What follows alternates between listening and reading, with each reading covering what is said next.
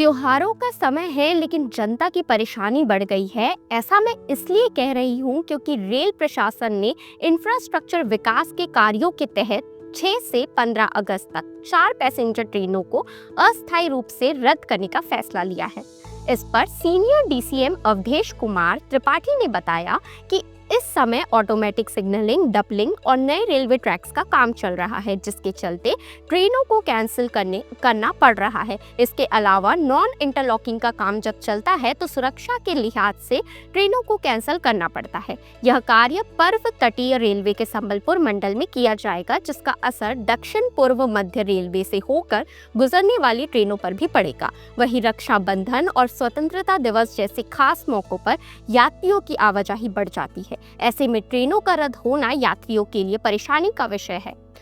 इसलिए आपको बता दूं कौन सी वो 4 ट्रेनें हैं जो रद्द हुई है।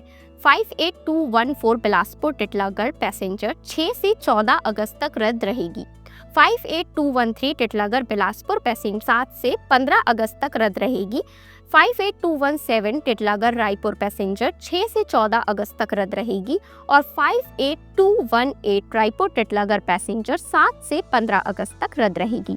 वहीं दूसरी ओर रेलवे ने यात्रियों को सुविधा देने के लिए 3 जोड़ी एक्सप्रेस ट्रेनों में स्थायी रूप से अतिरिक्त कोच जोड़ने का फैसला लिया है, जिससे अधिक यात्रियों को कंफर्म सीट मिलने की संभावना बढ़ेगी। इनमें शामिल है दुर्ग अंबिकापुर दुर्ग एक्सप्रेस 1 अगस्त से दुर्ग और 2 अगस्त अंबिकापुर से एक अतिरिक्त AC3 और AC2 कोच के साथ चलेगी।